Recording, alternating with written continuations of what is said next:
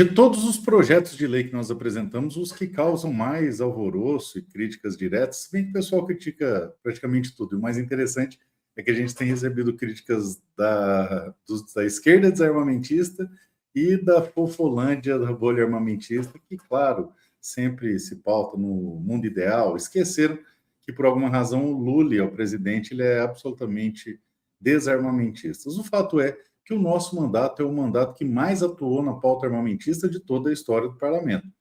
Para vocês terem uma ideia, só de ações fiscalizatórias, nós temos muito mais de 6.000 páginas de ofícios e requerimentos coibindo atuações ilegais dos órgãos de controle, seja Polícia Federal, Exército, Ministério da Justiça, Ministério da Defesa, e esse aqui é só o primeiro volume dos já mostrados 6 volumes de ofícios, requerimentos, convocações, ou seja, de absolutamente tudo o que houve de exigências ilegais durante esse desgoverno, que vem acontecendo durante esse desgoverno, ou seja, absolutamente tudo, nós já interpelamos, ou seja, tomamos todas as medidas legais possíveis e imagináveis para coibir as exigências ilegais perpetradas por esse desgoverno. Por essa razão, o que você vê na internet que vira hype, pessoal, onde estão os deputados? Por que ninguém faz alguma coisa? Bom, a gente já fez. O pessoal que fala isso é porque não se deu o trabalho sequer de verificar quais as medidas que nós já tomamos. Isso aí com uma atividade que vai além de legislar, que vai além de debater, isso que eu estou considerando aqui as audiências públicas, os estudos, as publicações e vários outros trabalhos que nós fizemos ao longo do mandato, como, por exemplo, o primeiro vade-mecum armamentista da história do Brasil, que reúne todas as normas que tratam de regularização, de regulamentação de armas no Brasil. Bom, a gente está tratando aqui, é evidente, da pauta de projetos legislativos. Quais são os projetos que nós fizemos? E, de longe, o nosso mandato é o que mais apresentou projetos nesses temas. E um dos mais, que não deveria, tá? Que é meio idiota, mas que adquire uma certa polêmica, são os de porte de arma por categoria. Tá? São mais de algumas dezenas que nós apresentamos, e eu vou mostrar para vocês alguns aqui e explicar para vocês qual a lógica por trás disso, qual a relevância por trás disso, tá? Então, deixa eu colocar na tela aqui para vocês alguns deles, para que vocês possam compreender, tá? Nós temos, dentre todo esse pacote de legislação de porte de armas, o porte de arma para engenheiros agrônomos, tem de veterinários ou tecnista, tá? Esse aqui está na Comissão de Segurança Pública. Nós temos ainda porte de arma para profissionais do magistério, ou seja, professores. É evidente, engenheiros agrônomos, zootecnistas, médicos veterinários, que a gente tem também, que trabalham no campo, são expostos a um padrão de risco superior à normalidade das pessoas que estão na sociedade de um modo geral. Porque trabalham no lugar ermo, que é o mais difícil.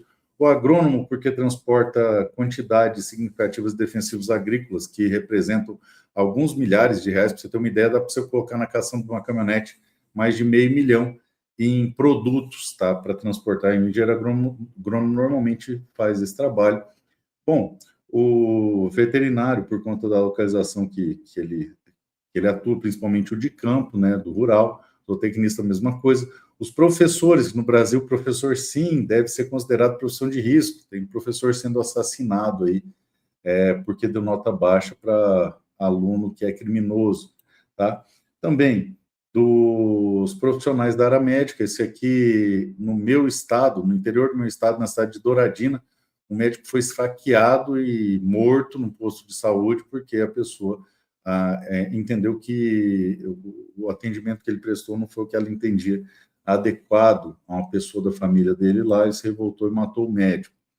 Bom, também aqui, aos empregados responsáveis por abertura de empresas de gestão de estoques, numerários, valores superiores a um salário mínimo, ou seja, está o risco por causa do crime que ataca esses estabelecimentos. Aqui ainda, responsáveis legais por pessoas jurídicas de atividade de armazenagem, transporte, importação e exportação de produtos controlados, né? Todo mundo que trabalha com produto controlado. Aqui ainda, o motoristas profissionais de transporte de carga, tá? Que estão expostos a um risco muito grave no Brasil. Também aqui, os empresários proprietários de estabelecimento comercial no Brasil, de todo o território nacional. Também aqui, produtores rurais, porque lá a polícia não chega, quando chega o crime já aconteceu. Ainda, outro que guarda destaque, a Guarda Civil Municipal, esse aqui foi até o rapaz lá do canal Azul Marinho, que apresentou para a gente o projeto. E aí nós temos alguns aspectos bem interessantes, porque todos estes projetos de lei, e aí que está a lógica por trás desse projeto de lei, esse tipo de projeto de lei, eu posso falar para vocês, eles têm um fenômeno muito interessante. Eu vou colocar na tela aqui para vocês, veja aqui. Todos eles despertam a divulgação da pauta, a ampla divulgação da pauta. Como vocês podem ver aqui, são vários sites que estão fora da nossa bolha reportando, nesse caso aqui, as categorias ou alguma categoria específica, tá? Você pode ver aqui também a questão dos professores, ó. Após morte de professor, o Polon defende porte de arma para docentes, sites especializados voltados para o público de professores, tratando o tema, ou seja, totalmente fora da bolha. E você vai ver aqui, são algumas centenas, se não milhares de notícias nesse sentido, tá? Aqui vocês podem ver esses elementos. E você percebe com uma certa facilidade, não precisa nem ser um gênio para entender que quando você trata de porte por categoria, isso ganha repercussão. E qual que é a vantagem de ganhar repercussão? Volto a repetir, a gente fura a bolha, tá? Então, se você partir do pressuposto que é importante produzir conteúdo que trate da pauta, produzir cultura que trate da pauta, para que as pessoas minimamente se interessem por essa cultura, por esse conteúdo, elas precisam saber que ele existe. Elas precisam saber minimamente que existe o direito de comprar armas de fogo no Brasil, embora muito reduzido, muito controlado, esse direito existe, até de se tornar atirador esportivo e, eventualmente, até mesmo nessa legislação absurda, obter o porte de arma. O fato é que a nossa bolha ignora que grande parte dos brasileiros acha que é absolutamente proibido adquirir armas de fogo. Eu já ouvi isso de tudo quanto é gente, de advogado, de professor, de que mais? Engenheiro, que não sabia que poderia comprar uma arma, que achava algo completamente inacessível. Então, como que você vai produzir conteúdo e cultura armamentista para pessoas que sequer sabem que esse universo existe? Então, um dos pontos de você fazer os portes por categoria é que isso vai ter uma ampla divulgação e pelo menos aquela categoria que está fora da bolha vai saber que isso existe, vai saber que pode comprar uma arma, vai saber que pode se tornar atirador esportivo, vai saber que eventualmente pode até ter o porte de arma. Então, muito ao contrário do que os críticos levianos falam, isso é cenoura de burro, isso é cenoura de burro. Não, isso é trazer à baila a discussão de que o porte de arma é um direito natural, que deve ser observado e estendido a todos. Quando você fragmenta em várias categorias, um sem número de categorias, explicando por que essa categoria vive em situação de risco, em última análise, o que você está fazendo é explicando por que todo brasileiro vive em situação de risco, embora de forma nichada. O que nos leva a um projeto de lei que acaba por resolver o problema de uma vez por todas, que é esse aqui, que ele impõe critérios objetivos para a autorização da posse e do porte. E ele já está lá na CCJ, porque passou pelas outras comissões. E aí, se você ver o texto aqui, você vai ver que é um texto bem simples, que afasta a subjetividade da tal da efetiva necessidade. Ó. Ele traz aqui, para adquirir arma de fogo dos permitidos, o interessado deverá observar os seguintes requisitos. Artigo 2º. Tira a questão da efetiva necessidade. Ó. O artigo 10º tira também a questão da efetiva necessidade. E dessa forma, restam apenas os critérios objetivos. Mas para a gente chegar aqui, é necessário que o tema se torne conhecido pela maioria da população. E a maioria da população entenda que, sim, a sua categoria tem direito ao porte de arma por viver numa situação de risco. Afinal de contas, todos os brasileiros vivem numa situação de risco. E dessa forma a gente amplia o conhecimento a respeito da pauta. E veja, eu estou falando só da produção de cultura, da despertar interesse de pessoas que estão fora da nossa bolha. Existem ainda outros efeitos também interessantes. Primeiro, você trata da possibilidade de amenizar as injustiças do Estatuto de Desarmamento. O que eu quero dizer com isso? Isso traz a possibilidade de você tirar um dos tijolinhos do muro, que é o desarmamento, e dessa forma enfraquecer essa proibição absurda.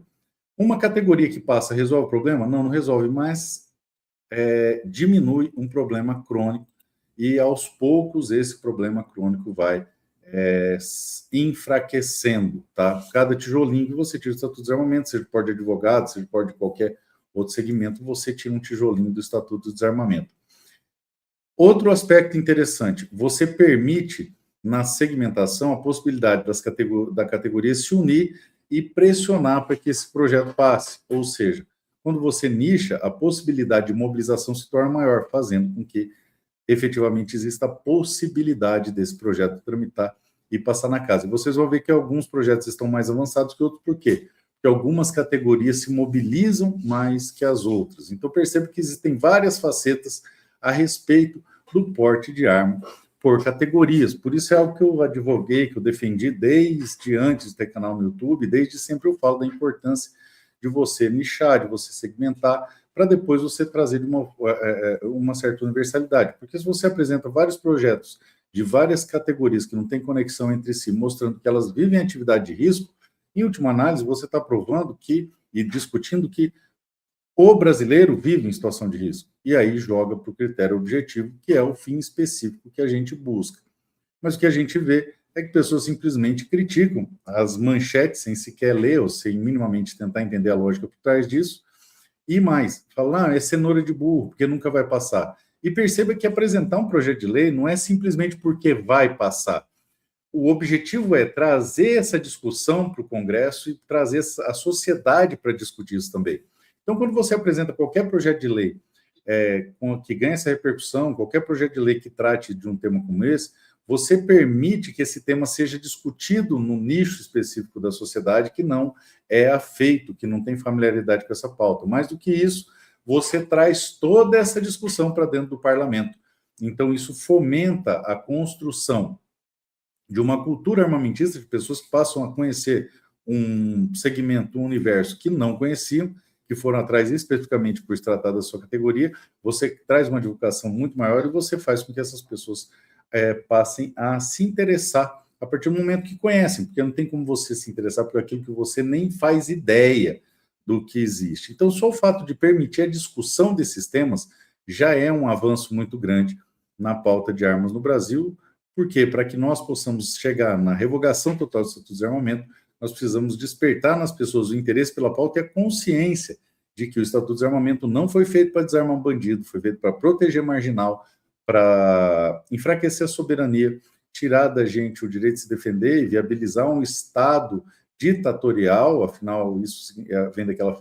Isso é o que explica o povo armado jamais será escravizado, toda ditadura desarma primeiro seu povo.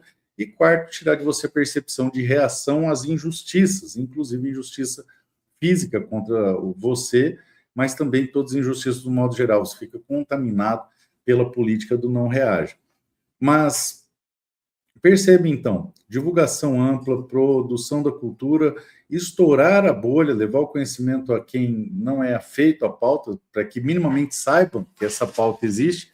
Terceiro, nichar para que, através da mobilização, exista a possibilidade de ter pressão suficiente para passar, o que enfraqueceria o Estatuto de Desarmamento, diminuiria um pouco essa injustiça absurda.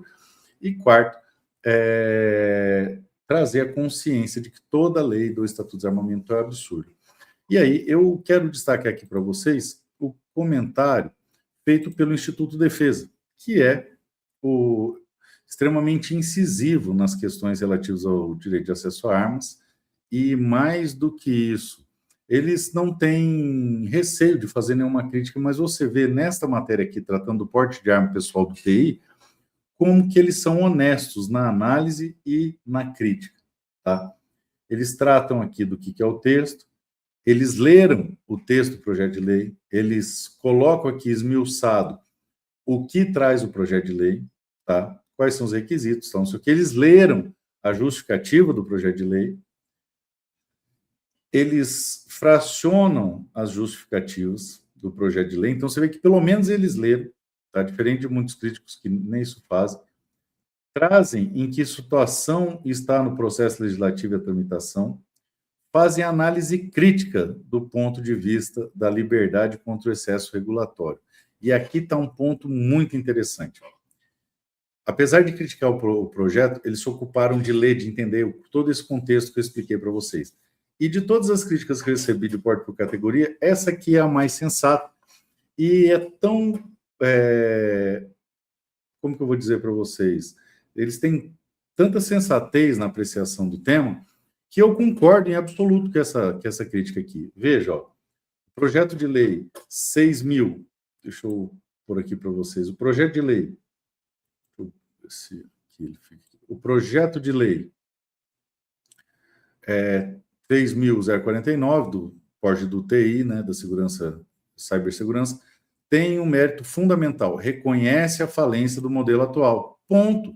Todos esses de categorias têm o mesmo objetivo, reconhecer a falência do modelo atual. Mas continua aqui, no qual apenas determinadas categorias arbitrariamente selecionadas pelo Estado têm direito reconhecido à autodefesa.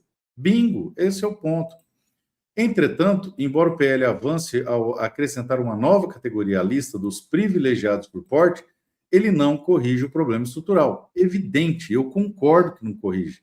E está certo isso aqui, porque na atual circunstância, despertar a discussão dentro de outros segmentos que fogem da nossa bolha é algo extremamente importante, vai trazer o engajamento dessas pessoas para a gente buscar a revogação total do Estatuto de Desarmamento. Ou seja, ele traz aqui, o problema não é quem pode ter o porte, o problema é que o Estado insiste em decidir quem não pode. E eu concordo. No Brasil, o porte deveria ser um direito natural de todo cidadão, também concordo, condicionado apenas a critérios mínimos de capacidade técnica e idoneidade, não a categorias profissionais. Concordo também. E, claro, critérios objetivos. O PL acaba funcionando como um remendo necessário, está certo, mas insuficiente, está certo também. Alivia a injustiça para um setor profissional enquanto mantém o arcabouço autoritário herdado do Estatuto de Desarmamento. Concordo também. O texto afirma que a Polícia Federal continuará responsável pela concessão, fiscalização, reforçando o modelo hiperburocrático, que já se mostrou ineficiente e discriminatório. Concordo. Ainda assim, diante da realidade política atual, e aqui está o aspecto interessante, qualquer expansão objetiva do direito do porte, especialmente baseado na presunção legal de risco, deve ser vista como um avanço estratégico, como um modelo ideal de liberdade plena. Simples assim. Simples assim. É esse o ponto. É esse o ponto de quem minimamente lê o projeto. Então, você percebe que é muito romântico você falar em produzir cultura armamentista se todas as vezes que as pessoas tentam levar a determinados nichos que estão fora da nossa bolha a informação de que a nossa bolha existe e que elas podem sim ter esse direito, sempre que é cenoura de burro. Não, é poder discutir, é poder tratar. E mais, se cada categoria, ou se uma categoria específica se mobilizar o suficiente, a gente tem a perspectiva ainda de conseguir passar um ponto, você entendeu? E dentro dessa perspectiva, diminuir e enfraquecer o Estatuto de Desarmamento. Até o dia em que a grande maioria dos brasileiros vai entender que o direito de acesso a armas é um direito fundamental, que está ligado ao direito à legítima defesa, porque viabiliza e permite que ele aconteça, que está diretamente ligado ao direito à vida, ou seja, um direito fundamental de primeira geração que deveria estar no artigo 5º da Constituição Federal.